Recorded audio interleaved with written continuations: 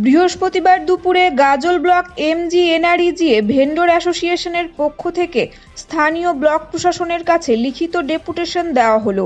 তাদের দাবি, তারা অতীতে 100 দিনের কাজ করে টাকা পায়নি। এই নিয়ে কেন্দ্রীয় সরকার বঞ্চনা করছে। তাদের বকেয়া পাওনা টাকা দেওয়া হোক, না হলে আগামী দিনে তারা বড়সড় আন্দোলনে নামতে চলেছে। সেই জন্য এই দিন ক্ষোভ উগরে দেন এমজিএনআরইজিএ ভেন্ডর।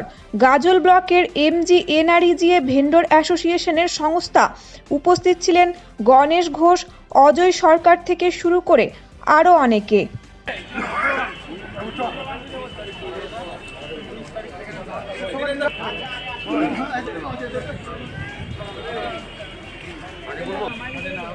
আমরা কোনো পেমেন্ট পাচ্ছি না। আমরা ঋণের দায়গ্রস্ত হয়ে গেছি। সরকারের কাছে ব্যাংকের লোন, পাবলিক লোন, আমাদের যার কাছে পাথর নিয়েছি, বালি নিয়েছি, তারা আমাদেরকে পেমেন্টের চাপ দিচ্ছে। এবং আমাদের এই চাপে গতকালকে আমাদের ঠিকাদার বন্ধু আলিপুরদুয়ারের নিপেন সরকার ও হৃদরোগে আক্রান্ত হয়ে মারা গেছে। তাহলে আমাদের মধ্যে এখনও অনেক ঠিকাদার আমরা যারা প্রত্যেকেই ঋণে জড়িয়ে আছি। আমরা কি অন্যায় করেছি? আমরা মাল সরবরাহ করেছি, অন্যায় করেছি না? আমরা কাজ করে গ্রামের মানুষের উপকার করেছি। সেই রাস্তা দিয়ে মানুষজন হাঁটাহাঁটি করছে, বিভিন্ন রকম শৌচালয় হয়েছে। তাহলে আমরা পেমেন্টটা পাচ্ছি না কেন? কিসের জন্য মনে হচ্ছে পেমেন্টটা পাচ্ছি না? এই বলছে কেন্দ্রীয় সরকার আটকে রেখেছে। কেন আটকে রেখেছে সেটাই আমরা জানতে চাইছি, যে কেন আটকে রেখেছে। কি মনে করছেন? কেন্দ্র না? হ্যাঁ, কেন্দ্র সরকারের বঞ্চনা। মালপত্র সরকার এফটিএ হয়েছে, ওয়ার্ক অর্ডার পেয়েছে।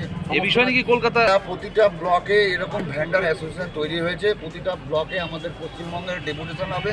তারপরে 19 তারিখে আমাদের গণ ডেপুটেশন হবে, যেটা হচ্ছে পিএনআরডি দপ্তরে, পঞ্চায়েত দপ্তরে, পঞ্চায়েতের মেন দপ্তরে। পঞ্চায়েতের 19 তারিখে 2টোর সময় ডেপুটেশন হবে। সেখানে 10,000 লোকের জমায়েত হবে। কোথায়? মানে 10,000 ভেন্ডারে, কলকাতা।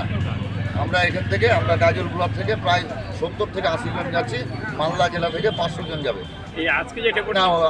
আজকে যেমন চাচলে হচ্ছে, গাজলে হচ্ছে, প্রতিটা ব্লকে হয়ে গেছে। যেগুলো ব্লকে হয়নি 19 তারিখের আগে সেই ডেপুটেশনগুলো কমপ্লিট হয়ে যাবে। আপনার নাম? আমি Ganesh Ghosh, Gazole block contractor welfare অ্যাসোসিয়েশনের সেক্রেটারি।